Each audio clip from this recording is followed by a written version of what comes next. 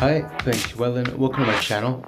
Today I'm talking about mutation, which it's a feature of all the Celtic languages: Irish, Scots Gaelic, Manx, and Breton. What are mutations? Basically, in Celtic languages, it is a change of the first consonant of a word in specific linguistic circumstances.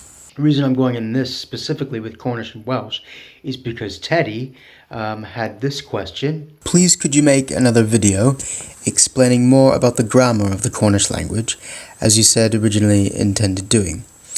I would particularly like to see how similar the Cornish Treigladau, or mutations, are to those in Welsh and when they occur.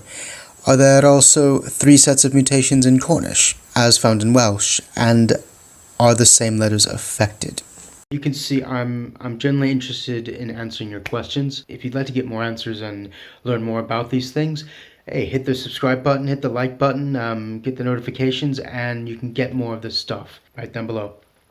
So Teddy, you basically want the grammar bits. I'm going to give you the answer you don't want, which is the answer that you need, and that's basically you're gonna have to teach yourself these mutations and how things work in Welsh and Cornish to fully get a grasp on what these differences and similarities are. I'll give you basics here. Welsh is obviously the better one to learn for getting a grasp because there's more resources available, and then through Welsh you can find resources into Cornish. So here are some books if you want to learn yourself. First, when you're learning Welsh, just get the pocket Oxford Dictionary. That's what I used when I was first starting out.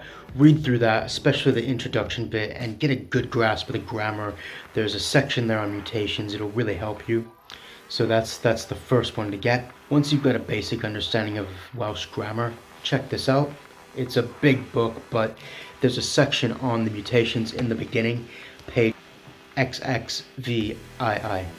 Once you get a good understanding of Welsh, the way you can find these answers out in more detail is this book here. It's really the standard in Welsh for Welsh grammar, and it gives you a detailed instruction of the mutations on page 683.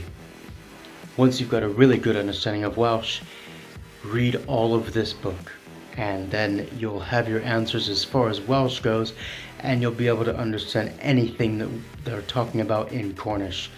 So there's your answer. Cornish texts are a bit more difficult to find, but you can look up the Handbook in the Cornish Language by Jennar.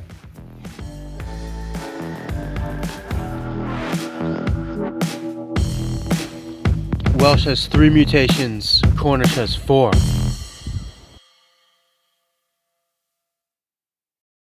Here's a table of the different soft mutations, one kind of mutation, in Breton, Cornish, and Welsh. So obviously we're just comparing Cornish and Welsh, but I want to show you that all the Celtic languages are so closely related in terms of these mutations that you're going to find them in every Celtic language, and these 3 are the Brythonic languages, so they're even closer together than would be, say, Cornish and Irish, for example. Now let's focus just on Cornish and Welsh. So I'll slice out the Breton. For soft mutations in Cornish, it really does follow the rhythm of where sounds pass through your mouth as you lift your tongue and close airways. It's very logical in terms of how sound moves through your cavities. It may not seem like that now, but after you're speaking one of these languages, it will totally make sense. So for that soft mutation in Cornish, B becomes V, CH or ch becomes ja, D becomes the, which is written DH, it's written double D in Welsh. It's the same sound, the same mutation in both languages. All of these different combinations of letters at the beginning of a word beginning with G mutate into W, okay? So it's fairly consistent. It's not gonna change. As you see, if you want to go back to that table, these soft mutations, what these letters represent in terms of sound, follow through in Welsh for these ones here. So K becomes G, or K becomes G. M becomes V, so M, V. P becomes B.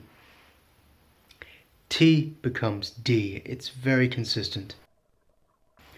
Hey, don't get distracted by this guy, okay? We're talking about mutations. So there's not much difference between Welsh and Cornish as far as the soft mutation goes. It's going to be very easily transcribable between the two. The aspirate mutation is very similar as well. There's only 3 in both Cornish and Welsh, and 2 of those are exactly the same in terms of what changes into what. It's written a little bit differently. P becomes F in Cornish here, okay? T becomes TH in Cornish. Those 2 are exactly the same as the Welsh, as you'll see in the next. Where it's slightly different is the K becomes H, K, H. And if you ever listen to some of the southernmost dialects of Welsh, it does sound a bit like this in their mutations. So there's a continuum between these 2 languages, and it's very easy to pick up. It's not something that you would have to work on extensively. If you don't want to go into all those academic books, you can pick it up just through learning how to speak the language. This aspirate mutation in Welsh, as you can see, 2 of them are the same. The difference comes when you involve the letter C. K becomes Ch in the throat here. And that's the main difference between aspiration between Cornish and Welsh. Otherwise than that, the soft mutation and the aspirate mutations from Welsh to Cornish are pretty much the same. There's some different grammar rules here and there, but the sounds are very consistent. So if Cornish and Welsh are so similar with these mutations, how is Cornish different? How is it different? Cornish has what's called a hard mutation. So it's like the soft mutation, but in reverse. So B becomes P, B to P, and D becomes T, Da to Ta. You also get all of these combinations of letters at the beginning of a word beginning with G, and they go into K. So it's following the rules of the soft mutation, like in Welsh, but it's going the other way and making it harder. It's squeezing the air in the mouth and rather than letting it soften. So for the soft mutation, I'll just use some Cornish here, like Benen. Benen is woman, and after the word the, an, it becomes anvenen. Pen is head, so it becomes eben, to mean his head. For the hard mutation, that's certainly something that's not found in Welsh. Here's an example. Dos, to come. Autos, my coming. Another thing you get in Cornish, which you don't get in Welsh, are these mixed mutations. And these are triggered by words that come after mostly certain types of very specific prepositions or pronouns in unusual slots. And as you read in the language, you will get familiar with these. It's just a process of learning it as the time goes, and the best way is just to immerse yourself in that language. But to give you an example of a mixed mutation, you and your wife, Treigladau, and Greg is the word for wife. So you can see that the G just drops off after the TH being attached at the end. This happens in Welsh, that one, and we just call it a soft mutation, but it's called a mixed mutation for that one in Cornish. I don't know, but there are others, but I'm not an expert on Cornish, so I'm just going to go on. So all of these G words beginning with G and then going into a vowel sound, they create a H. Welsh doesn't do that, but Cornish does. And these words beginning with G are a bit different. Most of them go into the H sound, but there's a couple that go Hwa, or you can do both with those. And again, I'm not an expert on Cornish, but I do know that they exist, and I do know that if you read in the language or speak it like you do Welsh, you will learn those mutations. They will come fluidly. It just builds into a flow of the language and helps you absorb it.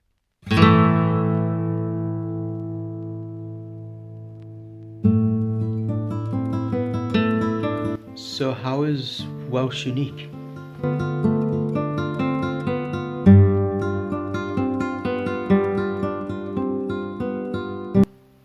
Welsh is unique because it has the nasal mutation, and there's a bit of this in Cornish, but they don't call it a nasal.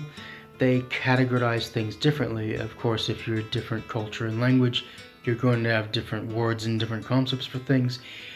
But also this in Welsh is much more static and consistent and solid in everyday use than you would get in Cornish, for instance, because of the way that the language went out as a community language, unfortunately.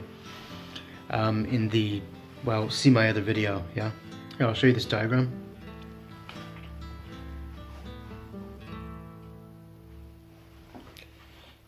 So P becomes MH, so pen, head, which is the same word in Cornish. Fy mhen, my head, right? Treigladau, nose, fy nhrwyn. So there's the T becomes an NH sound. And then, your mouth, keg, fy ngheg. Bowl, my stomach, fy mol. Gen, jaw there, fy ngena. And my teeth, the nant, D becomes N.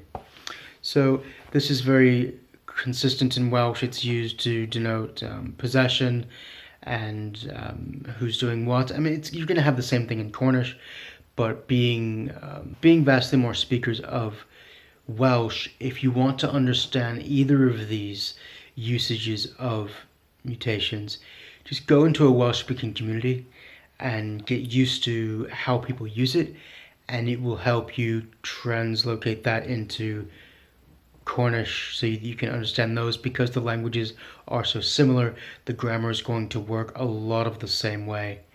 The grammar is going to work in a very, very similar way.